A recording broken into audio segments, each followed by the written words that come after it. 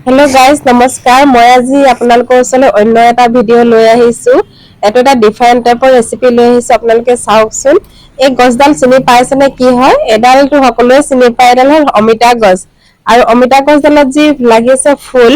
হেয়া আমি ফুলৰ ৰেচিপি এটা বনাই দেখুৱাম যদি অমিতা গছডালত এনেকুৱা ডাল ধৰি ধৰি ফুলে তেনেহলে গছডালত অমিতা নালাগে বুলি সকলোৱে জানে গতিকে যদি গছত অমিতাটো খাব পৰা যায় তেনেহলে ফুলকেইটাওটো খাব পৰা যাব নহয় জানো সো মই আজি ফুলৰ ৰেচিপি এটা বনাই দেখুৱাম আপোনালোকে চাই থাককচোন গছৰ পৰা ফুলকেইটা ছিঙি আনিব আৰু দেখিছেনে এয়া ডাল নিচিনা হৈ আছে ডালখিনিৰ পৰা আপুনি গুটিখিনি ছিঙি লব ফুলখিনি ভালকৈ ছিঙি লব লৈ পেলাই একদম সফাকে ধুই লব কাৰণ ধুলি মাকতি পৰি থাকিবতো ধুনীয়াকৈ সফাকে ধুই লব ধুই পেলাই কি কৰিব আপুনি বইল কৰিব এয়া মই কেৰাহীত দি দিছো বইল কৰি দিছো এনেকৈ বইল কৰিব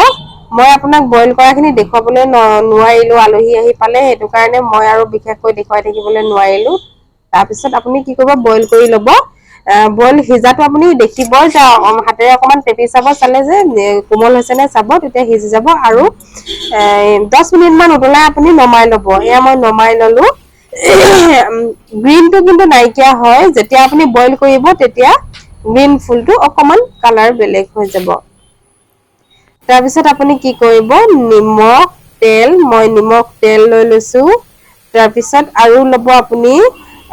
জলকীয়া সৰু সৰুকৈ কাটি লব পিয়াজ লব আলু এটা বইল কৰি লব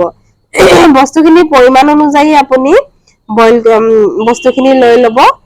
যিমানখিনি ফুল হয় ইমানখিনি আলু দিব এয়া মই আলুখিনি বাকলিয়াই ধুনীয়াকৈ লৈ লৈছো পিয়াজখিনি কাটি ললো জলকীয়া কাটি লৈছো ফুলখিনি লৈ লৈছো আৰু নিমখ তেল লৈ লৈছো এইখিনি এতিয়া আপুনি কি কৰিব পিটিকা বনাই দিব দেখিছে মই দেখাই দিছো পিটিকা বনাই ললো আৰু আপুনি এতিয়া খাবলৈ ৰেডি হৈ গল বেছি সময়ৰো কথা নহয় আপোনালোকে খাই চাবচোন ধুনীয়া লাগে খাবলৈ আৰু যেটো তিতা হয় তিতাটো নাথাকে মই ললো মাছৰ তৰকাৰী ভাত আৰু পিটিকাখিনি বনাই ললো শাক ভাজি আছিলে এতিয়া খাবলৈ ৰেডি হৈ গল বেছি মানে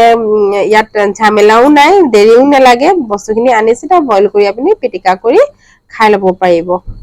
দেখিছে মই আপোনালোকক খাই দেখুৱাইছো আপুনি চিন্তা কৰিব দৰকাৰ নাই যে খালে কিবা প্ৰবলেম হ'ব নেকি একো নহয় আপুনি আৰামছে খাব পাৰে আৰু তিতাটো নাইকিয়া হয় গতিকে ভিডিওটো যদি চাই ভাল লাগিলে লাইক কমেন্ট শ্বেয়াৰ আৰু সাবস্ক্ৰাইব কৰিবলৈ নাপাহৰিব ধন্যবাদ